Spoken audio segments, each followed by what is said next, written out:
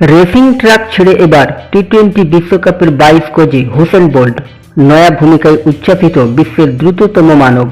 Friends, যদিও ক্রিকেটের জন্য কোনোদিনই পরিচিত নন তিনি, 22 গজ নয়, রেসিং ট্র্যাকে তার বুলেট গতি দেখতে পান খেলাপ্রেমীরা। সেই হুসেন বোল্টকেই এবার ক্রিকেটের নয়া ভূমিকায় দেখতে পাওয়া যাবে।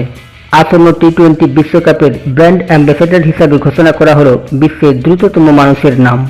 অলিম্পিক থেকে অ্যাথলেটিক্সের বিশ্ব চ্যাম্পিয়নশিপ প্রত্যেক ট্র্যাকে সোনা জিতেছেন জামাইকার এই কিংবদন্তি গতির দানব হুসেইন বোল্ট। সব মিলিয়ে মোট 19টি সোনার পদক রয়েছে হুসেইনের ঝুলিতে। সর্বপ্রথম অলিম্পিকের ট্র্যাকে নেমেই 100 মিটার দৌড়ে গড়েছিলেন ইতিহাস। তবে সরাসরি কোনোদিনও সেইভাবে ক্রিকেটের সঙ্গে যুক্ত হননি বোল্ট, যদিও তার বন্ধুদের মধ্যে রয়েছেন ক্রিস গেলের মতো মহাতারকারা। কিন্তু ক্রিকেটের সঙ্গে যোগ না থাকা সেই বোল্টকেই এবার ব্র্যান্ড অ্যাম্বাসেডর হিসাবে বেছে নিল আইসিসি। জুন মাস থেকে আমেরিকা ও ওয়েস্ট ইন্ডিজের মাটিতে শুরু হচ্ছে টি-20 বিশ্বকাপ। সেই কথা মাথায় রেখেই স্বদেশীয় কিংবদন্তিকে টুর্নামেন্টের দূত হিসাবে তুলে ধরেছে আইসিসি। এই টুর্নামেন্টের ফলে আমেরিকার ক্রিকেট আরও জনপ্রিয় হবে বলে মনে করছে ক্রিকেট মহলের এক অংশ।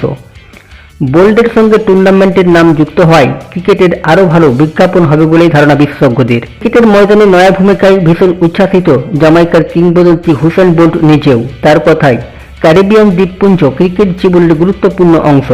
আমি সেখান থেকেই উঠে এসেছি। ক্রিকেট সবসময় আমার হৃদয়ের খুব কাছাকাছি ছিল। আশা করছি বিশ্বকাপে ওয়েস্ট ইন্ডিজের ম্যাচগুলিতে উপস্থিত থাকব। ক্রিকেটের বিশ্বব্যাপী প্রসারে অবদান রাখতে চাই। 2028 সালের অলিম্পিকে আবার ফিরবে ক্রিকেট। তার আগেই আইসিসির এমন পদক্ষেপকে সাধুবাদ জানাচ্ছে বোল্ট নিজেও।